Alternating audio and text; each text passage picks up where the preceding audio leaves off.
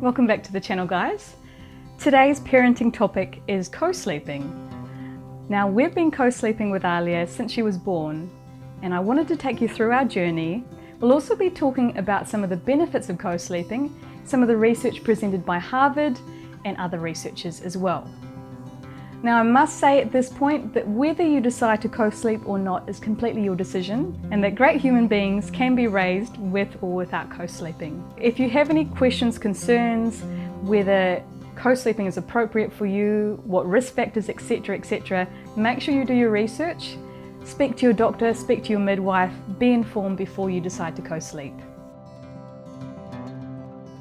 Now, our journey started at the hospital, where on the very first night we decided to make sure Alia was nice and comfortable and placed her in the bassinet. As soon as we placed her in the bassinet, she would start crying. We'd lift her up and I would hold her, and then she'd be fine. Again, we'd place her in the bassinet, same thing. This happened a few times, and we were both, my husband and I were both exhausted at that stage, but we obviously persisted because we were told that this is the right thing to do. That's the recommendation, and is the recommendation in most Western countries. So we continued to do that, and it was probably about midnight where we received a visit from the midwife that was on duty. She could see that we were really struggling, and so she spoke to us about safe practices around co-sleeping and actually demonstrated the correct position to follow, which would allow for you to nurse as well as keep the baby safe. So here is a photo of that position. So my arm is extended. There's a barrier on the other side of Alia. Also, the bedding is on me, and I have my own bedding, and Alia has her own bedding as well. So this position was really a lifesaver for us. I was able to sleep, and of course my husband, who was in the room with us and supporting the whole process, he was relieved as well because he could see that we were both able to rest. So when we got home, although we'd had this wonderful experience with co-sleeping, something within ourselves just challenged the whole idea of co-sleeping. So going against our natural instincts, we persisted with the bassinet. But again, like in the hospital, every time we placed Alia in, she'd get upset, we'd take her out, she was fine. Eventually, we placed Alia in our bed and allowed her to sleep comfortably, and allowed myself and my husband to sleep as well. It is really strange how during the process you have this idea in the back of your mind, what you're taught at antenatal classes, what you're taught otherwise, that this is the correct way, and anything outside of that or anything foreign to that, your brain almost challenges it. But then instincts and the baby tells you what they need, and so she was speaking very loud and clear about her preferences around sleeping with us. Of course, we knew how to do it safely at that stage, which is really important, but she was telling us, yes, I'm going to sleep with you, and that's how I'm going to get the rest, and so that's what we ended up doing. It's interesting that only when we started co-sleeping, we started delving into the research a bit more. And of course, when you look at a couple of articles, then Google recommends other articles that you should look at as well, which is great because then we became more informed on the subject. But there were lots of research and lots of supporting evidence around co-sleeping, and I wanted to take you through the top 5 that I came across. These are 5 reasons to support why co-sleeping is amazing and beneficial for your baby. Physiological synchronisation between the mum and the baby. So what this basically means is that when the baby and mum sleep together, their sleeping patterns and also the baby's feeding patterns become in sync. So when the baby needs a feed, the mum wakes up and is not completely awake, so is able to feed the baby and then return to a resting state.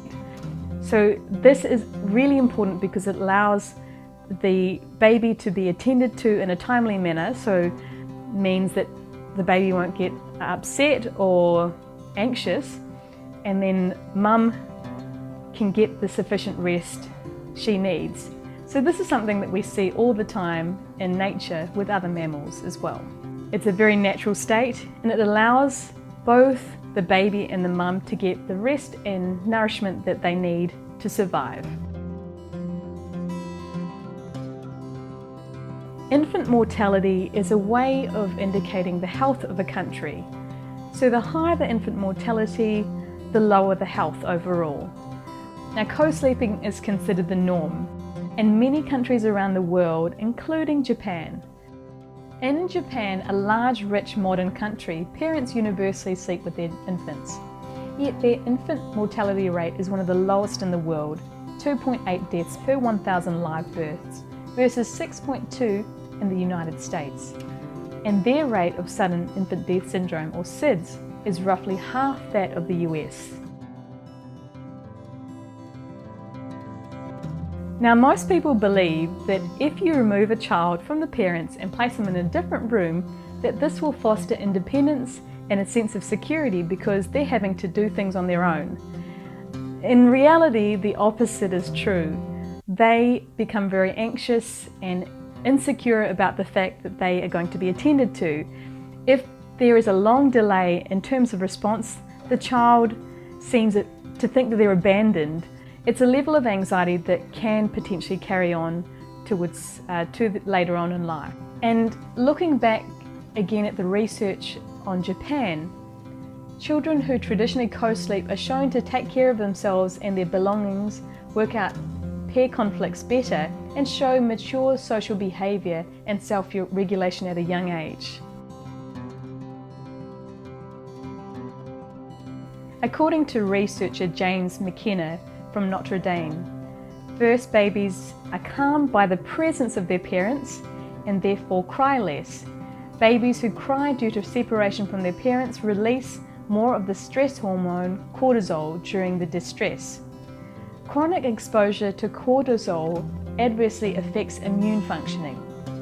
So the opposite is true for co-sleeping because you're able to respond to your baby in a really fast manner.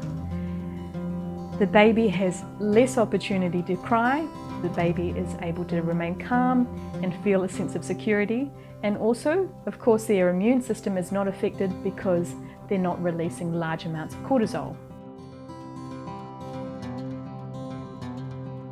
Happier and better adjusted children. Various studies described on Dr. McKenna's website, Mother-Baby Behavioural Sleep Lab, suggested that co-sleeping enhances mental health and well-being. A study of English school children found that children who never slept with their parents were more fearful than children who always slept with their parents. A multi-ethnic study of 1,400 adults found that those who co-slept as a child reported a greater satisfaction with life. Dr. McKenna notes that these correlational studies don't necessarily indicate these positive outcomes are direct effects of co-sleeping. Rather, co-sleeping is one component of a system of attachment. Now, I've included links to the key articles I've been referring to down in the description box below. Now, again, co-sleeping is something that can be highly beneficial and that can be a wonderful experience if that's what you want to do. If it's not for you, then that's fine as well. Now, if you like this video, make sure you give it a thumbs up. And for more videos like this, hit that subscribe button and that bell icon. Thank you again, and we'll see you next time.